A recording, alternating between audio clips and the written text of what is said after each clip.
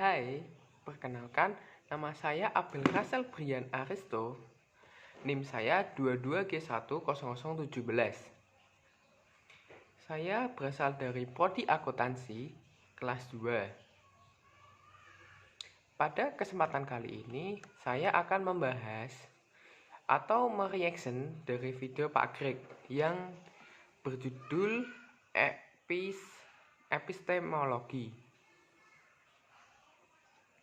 Epistemologi adalah ilmu filsafat yang bersifat menyeluruh, berisi pengetahuan-pengetahuan. Ilmu ini dapat digunakan manusia untuk mengkritisi kehidupan manusia. Dengan ilmu ini dapat membantu kehidupan lebih baik. Pengetahuan yang sudah dimiliki manusia dapat ditanggungjawabkan. Teori konstruktivisme ialah pengetahuan yang tumbuh dan kebenaran juga bertumbuh. Contohnya, melakukan ini di masa lalu dianggap benar, tetapi di zaman sekarang tindakan tersebut dapat merugikan. Seperti contoh nyatanya, dahulu banyak anak maka banyak rezeki. Tetapi di zaman sekarang keyakinan itu sedikit berkurang karena adanya kenyataan di zaman sekarang yang modern, banyak manusia yang membutuhkan kebutuhan. Jadi sumber daya alam akan habis digunakan terus-menerus sejalannya waktu. Dengan berkurangnya sumber daya alam, maka kebutuhan pokok akan mahal dan susah untuk dipenuhi masyarakat atau bisa dibilang langka. Terdapat pendekatan-pendekatannya. Yang pertama ada pendekatan epistologi metafisis. Ini mendekati gejala pengetahuan dengan melihat fisik atau fisis. Cara ini tidak dapat dijangkau dengan cara ilmiah di luar fisik.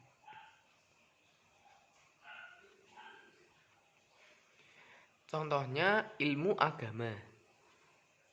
Kita tidak bisa menghitung iman dengan cara fisika, menafsirkan aturan-aturan agama dengan sikap moral yang benar, menafsirkan kegiatan dengan kitab suci yang benar. Yang kedua, terdapat pendekatan epistologi setis. Pengetahuan yang membuktikan dulu suatu yang diketahui sebagai sungguh nyata. Seperti contohnya, saat di pengadilan kita memberikan bukti apakah kita melakukan kesalahan atau tindakan pidana.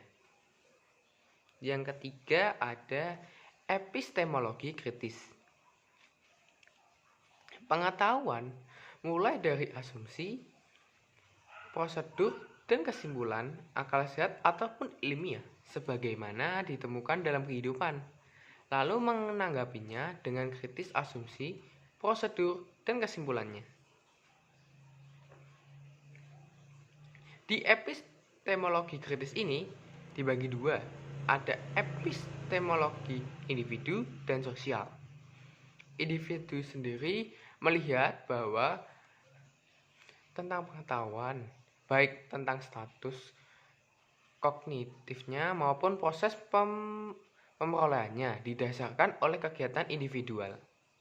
Seperti contohnya, ada dua orang yang beragama sama, tetapi kedua orang tersebut memiliki iman yang berbeda. Namun kepercayaan mereka itu sama. Mereka juga memiliki pengetahuan tentang agamanya berbeda-beda. Ada yang sering berdoa ke tempat ibadah, ada juga yang cuma buat mengisi KTP saja, dan lain sebagainya. Epistemologi sosial adalah pengetahuan sebagai data sosiologis, atau lebih mudahnya dengan contoh, terdapat norma hukum. Ini pengetahuannya disepakati bersama sesuai di daerah masing-masing. Epistemologi ini perlu dipelajari. Dengan alasan apa sih? Yang pertama, dengan pertimbangan strategis, karena pengetahuan ini penting bagi hidup manusia. Yang kedua, pertimbangan kebudayaan, karena dengan pengetahuannya, manusia dapat membudayakan alam, membudayakan masyarakat, dan membudayakan diri sendiri. Yang ketiga, mempertimbangkan pendidikan. Karena penguasaan pendidikan membantu peserta didik mengembangkan pandangan hidup, sikap hidup, dan keterampilan hidup. Epistemologi ini juga terdapat dasar-dasar. Yang pertama, pengalaman. Dengan pengalaman-pengalaman yang sudah dilewati, membuat kita lebih kuat dan hidup lebih berharga. Yang kedua, ingatan. Ingatan atau memori sangat penting untuk mengembangkan pengetahuan kita. Yang ketiga, kesaksian. Kesaksian ini yang dimaksud adalah penegasan sesuatu sebagai benar oleh seseorang saksi, kejadian atau peristiwa, dan diajukan kepada orang lain untuk dipercaya. Yang keempat, minat dan rasa ingin tahu. Minat ini mengarah perhatian manusia terhadap hal-hal yang dialami dan dianggap penting untuk diperhatikan. Yang kelima, pikiran dan penalaran. Ini merupakan hal yang mendasari dan memungkinkan pengetahuan. Yang keenam, logika. Logika adalah penalaran harus sesuai dengan hukum logika. Yang ketujuh, bahasa. Semua kegiatan berpikir manusia berkaitan dengan bahasa. Pengetahuan manusia diungkapkan dan dikomunikasikan dalam bentuk bahasa. Yang terakhir, kebutuhan hidup manusia. Kebutuhan hidup manusia mendorong perkembangan pengetahuan sebagai alat, strategi, dan kebijaksanaan manusia dalam berinteraksi dengan dunia dan lingkungan sosial. Kali ini saya akan menjawab pertanyaan. Ada 3 pertanyaan. Yang pertama, bagaimana proses manusia mengetahui? Mengetahui dari kamus KBBI, mengetahui memiliki arti dalam kelas verbal atau kelas kerja sehingga mengetahui dapat menyatakan suatu tindakan, keberadaan, pengalaman, atau pengertian dinamis lainnya. 2 kelebihan inilah yang memungkinkan manusia untuk mengembangkan pengetahuannya, yaitu bahasa dan bersifat komunikatif, dan pikiran yang mampu menalar, yang berpijak pada dasar dan jenis ilmu pengetahuan.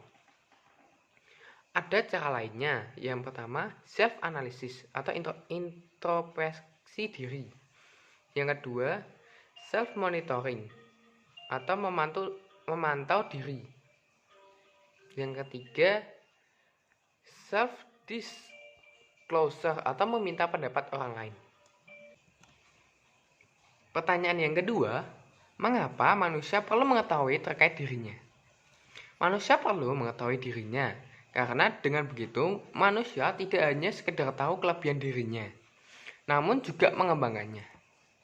Dengan mengetahui kekurangannya, manusia dapat mencari solusi dan mengembangkan kelebihannya untuk menutupi kekurangannya.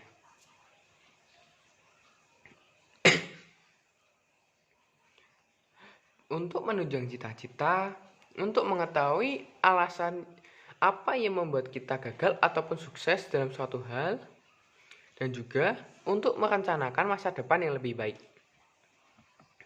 Yang ketiga, apa saja yang membuat manusia semakin bijaksana dalam mengetahui yang baik dan benar dari hidupnya? Yang pertama, tidak berpikir berlebihan atau overthinking. Belajar cara bersantai dan jangan buang energi Anda pada ketakutan dan keraguan yang tidak berguna dengan berpikir berlebihan. Yang kedua, fokus pada proses bukan hasil. Menghargai proses lebih daripada menghargai hasil.